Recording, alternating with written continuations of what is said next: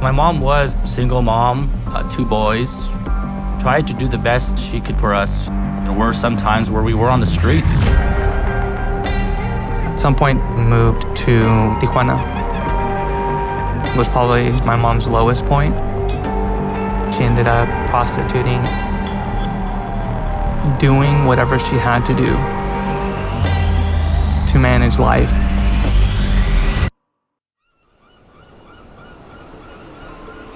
There was, some really good times too. I remember being at the beach a lot.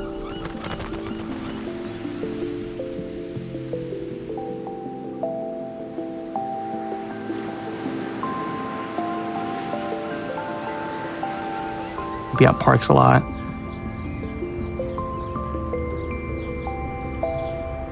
We were at a park, and I had asked my mom, "Do you mind if I go visit my friend?" She said, "Sure, that's fine."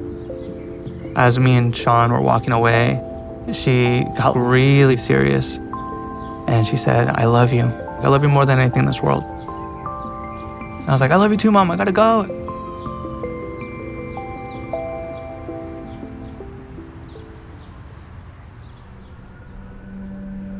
The game plan was that she was gonna pick us up, so we waited and waited and waited. The bus came, she wasn't on it, so we jumped on the bus to the shelter home. John's like, "I wonder where Mom's at." And I was like, "Yeah, I'm sure she's at the shelter home, it's fine." By the time we got off the bus, Sean was crying. He's like, "It's cold, it's cold." Well, I don't want Sean to know that I'm tired. I don't want him to know that I'm cold. "It's fine, Sean, let's go, let's go." Get to the shelter home, and she wasn't there.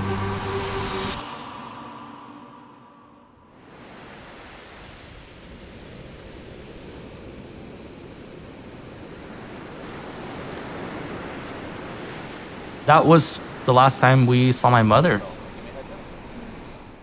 We weren't sure what happened. Did she leave us? Did she vanish? It was just like an unsolved mystery.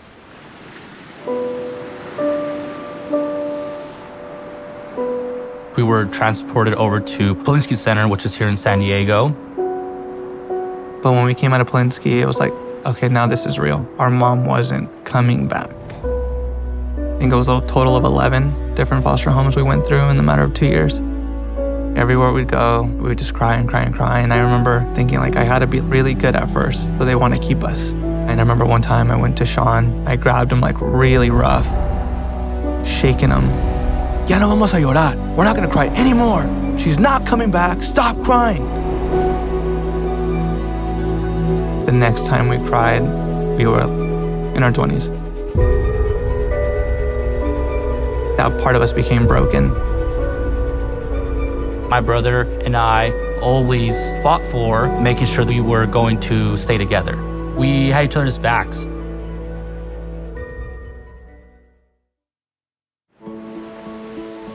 That was a huge pivoting point when CASA Art ended up coming into our lives.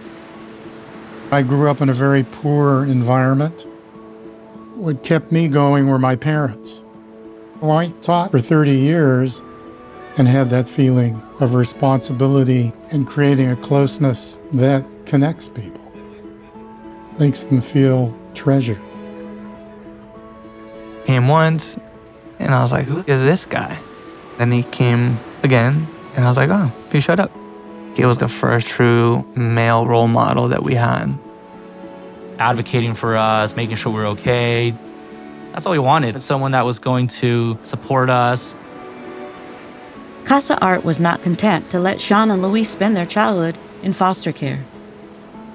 He was deeply involved in their education and collaborated with the boys' teachers to set them up for academic success.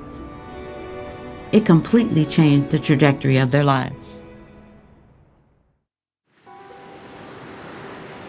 In second grade, Miss Green was one of the fun teachers.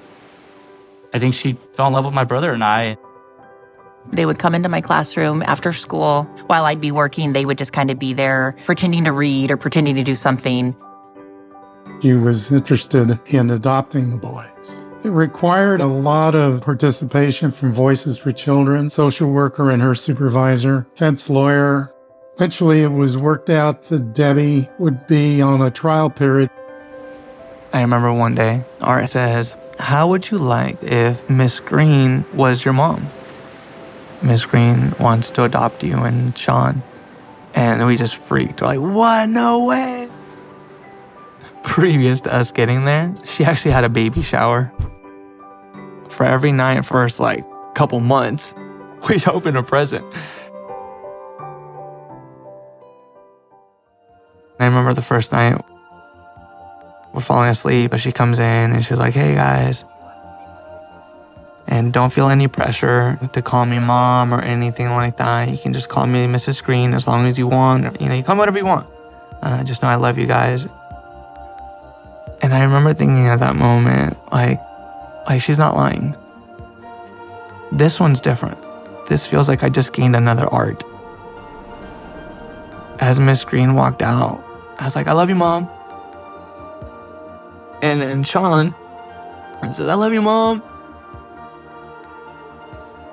And then we started laughing because I remember feeling so good. And I was like, "Oh man, we just called her Mom."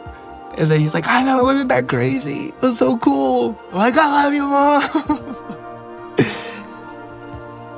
As Miss Green walked out, for the first time, she became Mom. 20 years later, she's still Mom.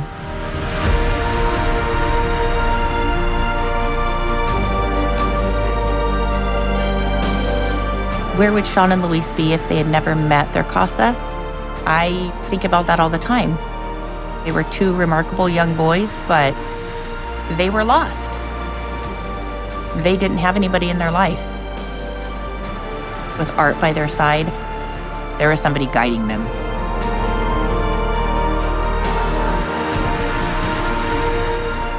Being a CASA is one of the most meaningful things that I've ever done.